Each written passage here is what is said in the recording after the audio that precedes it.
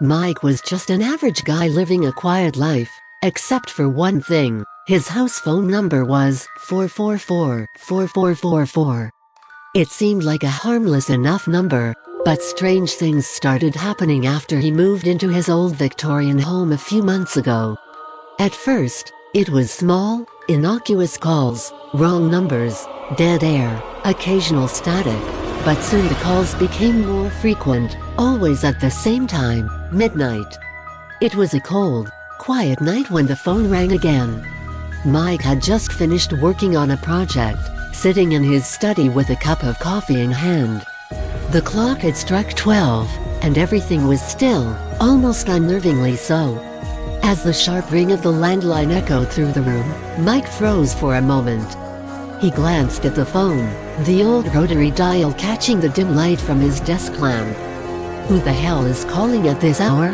he muttered, but something in the air felt off. With a deep breath, Mike reached over and picked up the receiver. The line buzzed softly before a voice on the other end broke the silence, low and hollow. "Is this 444-4444? Please.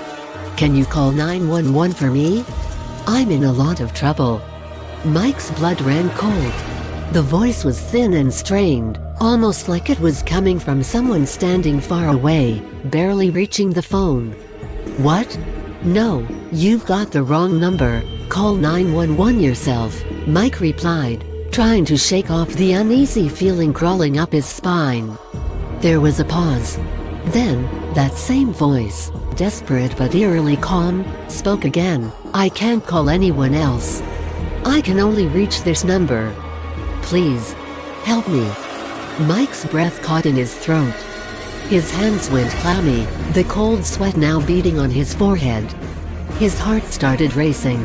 Why would this person only be able to reach his number? Before he could think of a response, he slammed the receiver down, his mind whirling. It wasn't the first weird call he'd gotten, but this felt different. Darker. The house seemed colder now, and Mike swore he could hear faint creaks in the walls, as if the house itself was shifting around him. For a long moment, he just stood there, staring at the phone, waiting for something, anything, to happen. And then it rang again. The phone rang out, piercing the silence, each ring more insistent than the last. Mike's heart pounded in his chest. He didn't want to pick it up. Something about this call felt wrong, like a disturbance in the natural order of things. The ringing continued, relentless, echoing through the room, almost like it was vibrating in his bones. He had no choice. Mike snatched the receiver and pressed it to his ear. "Hello?" His voice was shaky. "Is this 444-4444? The same voice, fragile and strained, came through, whispering. It was almost drowned out by a faint static, like the person on the other end was far, far away, maybe not even in this world anymore. Mike's skin crawled. "Look, I told you. You've got the wrong number. I can't help you." The line crackled again, and then the voice, softer than before, pleaded, "I can't call anyone else. I've tried. My hand. It's stuck. It's stuck in the dial." Mike blinked in confusion, his fear momentarily replaced by befuddlement. "What?" "My hand," the voice repeated, breathless and shaking. "I was dialing, and my finger. It's stuck in the rotary dial. I can't get it out. I've been trying for hours. It hurts so bad." For a moment, Mike didn't know how to respond. The tension, the eerie atmosphere, everything shattered in an instant. "Wait. What? You're calling me because your hand is stuck in the rotary dial of your phone?" His voice cracked, disbelief clear in his tone. Yes, the voice was frantic now, bordering on hysterical. "I can't get my hand out, and the only number I could dial was 444-4444. Please, help me." Mike leaned back, letting the phone rest in his hand, and chuckled, his fear melting away, replaced by the sheer absurdity of the situation. The tension he'd been holding in his shoulders loosened. "You're telling me you've been stuck on your rotary phone, dialing the same number, for hours?" Mike couldn't help it.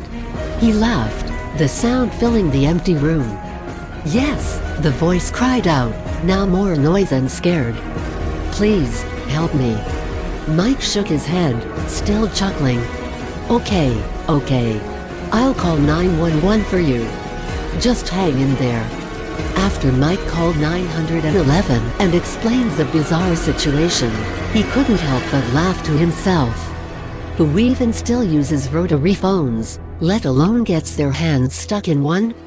It sounded like something out of a ridiculous sitcom. He slumped back on his couch, the remnants of his earlier fear now completely gone. Midnight calls from the dead? Nah, just some poor soul with an outdated phone and an unfortunate incident. But the thing was, Mike couldn't shake off the nagging feeling that there was something more to this. His house, the old Victorian with its creaking floors and drafty windows, had always felt a little off. Maybe it was just the age of the place, but now he couldn't stop thinking about those other calls. The ones where there had been nothing but silence on the other end. Or worse, the ones with faint, distant breathing. He had chalked it up to prank calls or bad connections. But the thought lingered. As he settled back into his work, the phone rang again. Mike froze. Slowly, he glanced over at the phone, his earlier amusement quickly replaced with that same unsettling feeling. The phone rang again. Reluctantly, he picked it up. "Hello?" He kept his voice firm, expecting another ridiculous plea.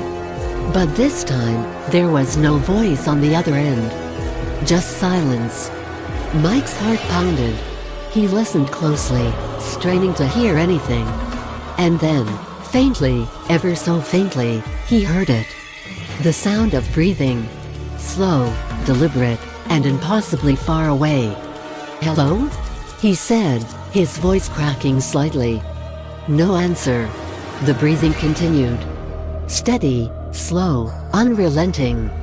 He slammed the phone down, his hands trembling. For the first time in a long while, Mike felt genuinely afraid. The days that followed were eerily quiet.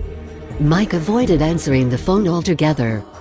But every night at midnight, the ringing would begin again, haunting him with its persistence. He tried unplugging the phone, but somehow, it would start ringing again, no matter what he did. The house itself seemed to change, too. The creaks in the floorboards sounded more deliberate, the shadows in the corners seemed to move when he wasn't looking. The drafty windows whispered with a sound he could never quite identify, almost as if the wind was trying to communicate something. Mike began to wonder if this house had always been haunted, and if the calls were just the first sign of something much, much worse. One night, as he sat in bed staring at the ceiling, unable to sleep, the phone rang again. He didn't bother to reach for it this time. He let it ring. But the ringing didn't stop. It kept going, growing louder and louder until it felt like it was inside his skull, rattling his very bones. Suddenly, the phone stopped. Mike exhaled, relieved, only to hear something even more terrifying, the slow creak of his front door opening. His breath caught in his throat. Someone, or something, was inside the house. And this time, it wasn't a phone call,